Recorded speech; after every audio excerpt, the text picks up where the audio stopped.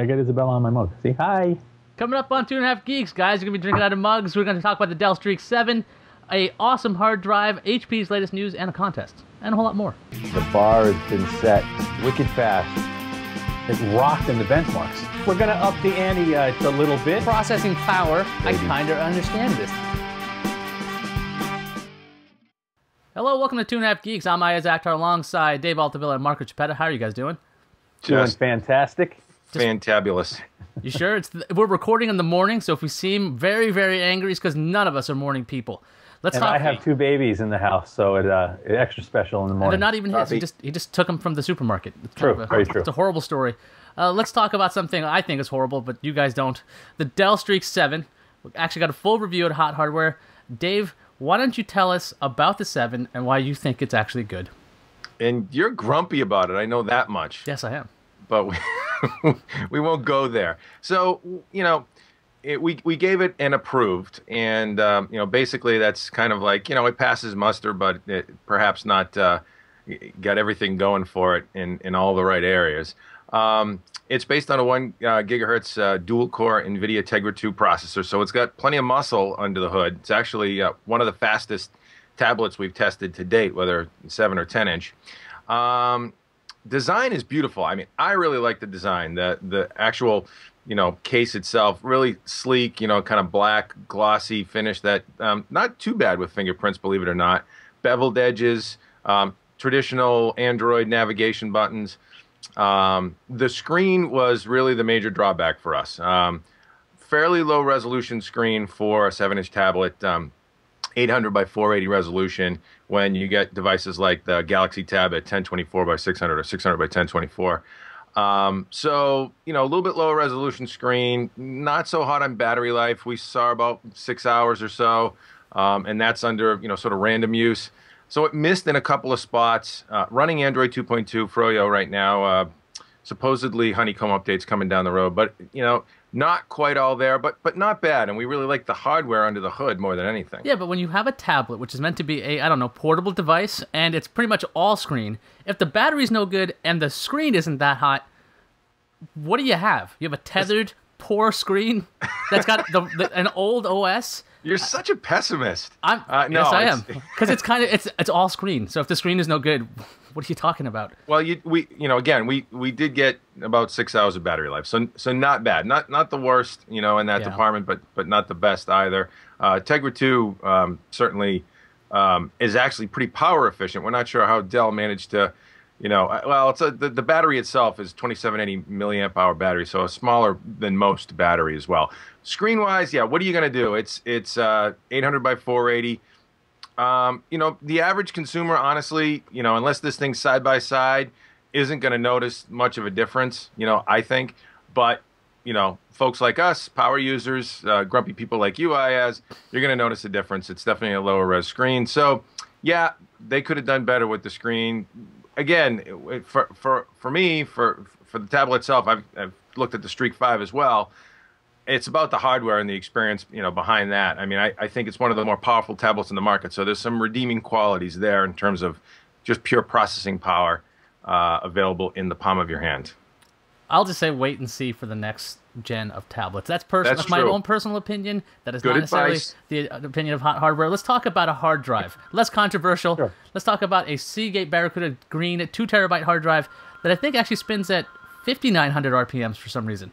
Marco, Right. what do you know about this? So that's kind of like the Seagate magic that they have going on there. A lot of the green low-power drives that you see on the market, they're 5,400 RPM, small caches. They're just made for bulk storage. Performance is a secondary consideration. So what Seagate did was take their previous LP series drives. They're rebranding them the green drives. They gave it a spindle speed boost to that 5,900 RPM. It's got a nice big 64 meg cache, SATA 6G interface. You know, Seagate worked their magic on the firmware and tweaking its algorithms. And what you end up with is a decent performing, quiet, low power green drive. We really liked it.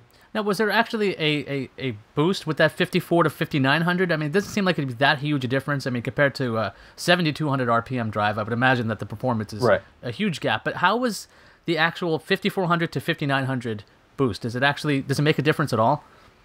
Yeah, it actually does. See, it's not just spindle speed you have to consider. There's the areal density of the platters. The drive has 3 667 gigabyte platters. Plus, there's tuning to the cache algorithms you can make that affect performance. So that 8 to 10% boost in spindle speed, plus the cache, plus the high density platters, you end up with a drive that reads a little bit faster, sometimes a little slower than a similar Western Digital Caviar Green, but writes were 10, 20, 30% faster depending on the test. All right, let's talk about some angry stuff again. Let's talk about bloatware, shall we? Now, I think this was actually brought up. There was an open letter on Hot Hardware to PC makers to ditch bloatware, and I think it was actually caused by Dell, if I'm right. Again, Dell in the doghouse. Dave, what do you want to tell the viewers about this whole bloatware thing? Dell is in your crosshairs, that's for sure. Mm-hmm. But yeah, actually, our editor, Ray Willington, his experience with the Inspiron Duo, that convertible netbook tablet device, which is actually pretty slick, it actually caused him to, go on a bit of a tirade, if you will. And he wrote an article in the news, which actually, in our news stream, which actually got a ton of, contribution and buzz from the readership on this. An open letter to PC makers, ditch bloatware now, is the title of the piece. And Ray did a good job about pointing out a really just, what over the years has become a problem with, whether it be, notebooks or desktops or what have you. We're getting these machines which are financed by a number of third-party software manufacturers, whether it be McAfee or whoever, partially financed, through this bloatware. And, basically when you get the machine, it's loaded down, it's hamstrung by this extraneous software that you don't need and didn't ask for. Let me ask you this, Marco. Now, yeah. What about the fact that the prices of the PCs would go up? I mean, the fact that these are being subsidized effectively by all this, well, you guys are calling it bloatware. I think the other term for it is called crapware. It's just loaded on your machine. I mean, right.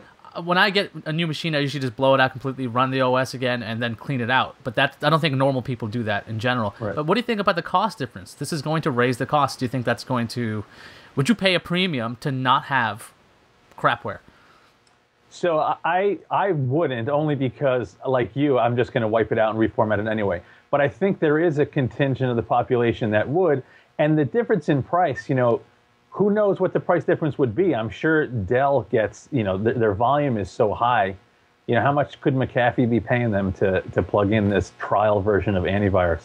And then there's also a compromise that could be made. The stuff could be installed. Just don't have it launching and nagging everybody every time you turn on the PC.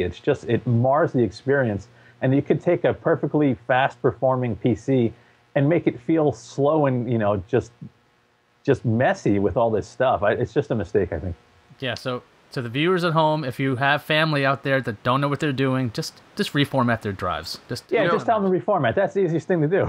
assuming they have the actual disk to reinstall the OS. That's just like Grandma borrow a Windows 7 disk. You'll be fine. Yeah, well, what's interesting is that Dell actually made a business out of with one of the salient points of their product was that it didn't have any bloatware on it. The Vostro line. You guys remember the Vostro line? That's a business line. Yep. Yeah, it's the business line, and it's sans extraneous software. Basically, is part of the hook of the product line. And I think, folks wouldn't mind paying a few extra dollars for it. And I mean, why not make that an option? Let's talk about HP. They had a huge announcement. They had 3 new WebOS devices. There's the TouchPad, which is their iPad competitor, which is running WebOS. They also have the Palm Pre 3. And the third one, which I think is called the HP... No, it's not the Palm Pre 3. Sorry, it's called the HP Pre 3. And then there's the HP Veer, which is a miniature Pre, effectively replacing, I think, the Pixie. Now, Marco, what did you see? What did you like? What do you think? So, actually pretty excited. Let's start at the high end. Let's start with the touchpad. HP kind of went all out here. So it's going to be running WebOS 3. So you're looking at a version number similar to Android. WebOS 3 is the tablet version of the OS. WebOS 2.2 are going to be on the phones that you mentioned.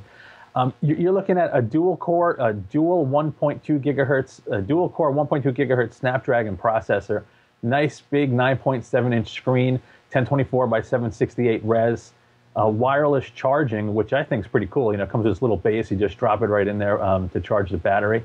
And looking at the videos and seeing it in action, I don't know. I'm pretty excited. It looks like it's running pretty smooth and running well, based on the demos that we saw. Now, Dave, with the Pre 3 and the touchpad, I saw that it actually had some kind of interaction. So let's say you had a web page on your touchpad and you just want to go. You can actually take the Pre 3 and put it down on the device, and it'll just sync up right to the phone. Well, what did you see that was cool? Because to me, that I thought was a huge deal. I'd love to be able to do that in general. That definitely was a high point for me as well. I think that let's face it, if you're going to compete with Android and the Android experience that's coming to tablets, Android 3, you've got to put some extra glitz in there. You got to innovate a little bit, and HP definitely did that with that feature. I thought that was awesome. I also like the deck of cards sort of UI that they have on this thing now, so that you can sort of flip through pages or a card deck, if you will. I don't know if I'm terming that right. For different applications, whether it be web, email, a web browser, maybe your Facebook stream, what have you. So it looked like a really simple, neat, clean UI, not a lot of clutter, and but pretty navigable too. So I'm thinking it's looking hot. So can't wait to see it. All right. So the big question always comes down to app support. Now, if you watch the whole keynote, they didn't have really a lot of applications coming out. They also, this is based on WebOS, which is supposed to be based on web standards, which means it's supposed to be easy to make applications. But Marco, do you think that it's so late in the game with Android, Windows Phone 7, and of course iOS sitting in the background? Do you think people are going to develop for HP's WebOS? I think it's going to be a tough uphill battle for HP, and not necessarily because it's so late. It's just you have 3 entrenched players now. Got a ton of developers for Apple, a ton of developers for Android. Now you got Microsoft making a big push with Windows Phone, and it's all going to depend on the products. If the products are great and people are clamoring for them, some developers are going to jump on board, and as long as you have some key popular apps, you'll be able to appease a large portion of the market. The other thing to consider, there was a lot of buzz with the original Pre, and when it came out, it kind of didn't live up to the buzz, but it was a really nice phone. It wasn't bad. It just didn't live up to the buzz. And now you take the Pre 3 and you have a 1.4 gigahertz CPU in there, a bunch of memory, bigger screen, tweaked interface. It's going to be a really, really nice product, I think. So if they can entice a few developers, get some key apps on there, it's going to be interesting to see what it does to Windows, I think, more than Android and Apple. Well, that seems like they've been straining their relationship with Microsoft for some time with HP. Now, one last thing about HP. Dave, they basically are all over the retail channels. You can find them in Walmart, Target. You can go anywhere and get HP, versus how Palm used to be. You couldn't find Palm anywhere except in, the Sprint store or Best Buy. So, do you think that their market presence is actually going to launch this thing into, a successful territory? Because a lot of companies just can't do that. Yeah, you hit the nail on the head there, Iyaz. That's an excellent point. I think Marco was touching upon what you'd probably refer to as critical mass. Let's face it, Android and Apple, Google and Apple have serious critical mass when it comes to, attracting developers to their platforms. HP, if there's anybody else that can pull it off, it's probably HP because of their retail presence. You go into a Best Buy, any of these large retail stores, and it is just littered with HP product, and maybe that's a poor choice of words, but there's stuff everywhere from HP, and so the channel presence is huge, and if anybody can pull it off, it's probably them. Well, let's talk about a contest. I think it's Chillin' with Hot Hardware. Is that right? Yeah, baby. So what are you giving away, or let's remind the folks what we're giving away. Yeah, so we're chilling because here in the Northeast, it's been one of those crazy, god-awful winters. Feet of snow and frigid temperatures. So we decided to whip up a contest on the theme. And this month you can win a fully configured Core i7 870 rig with a Radeon 6870, 4 gig of OCZ DDR3 system memory, a P55 motherboard by Gigabyte, WD Velociraptor, it's a 10,000 RPM 600 gig hard drive for bulk storage, and an SSD by OCZ Vertex 2, 120 gig SSD for the boot volume. So this thing is no joke. It's got some serious horsepower, and the big guy is going to build it. That's right. The big guy being Marco. Yes. Figuratively and literally. Ah, I meant stature, brother. Stature. Yes. He's a giant amongst men in so many ways. Don't forget, you can find everything we talked about at hothardware.com or around the web at, let's see, dig.com/hothardware, twitter.com/hothardware, facebook.com/hothardware, youtube.com/hothardwarevids, where there's great video reviews of all kinds of products. You should definitely check that out. And we'll see everybody next week. Peace.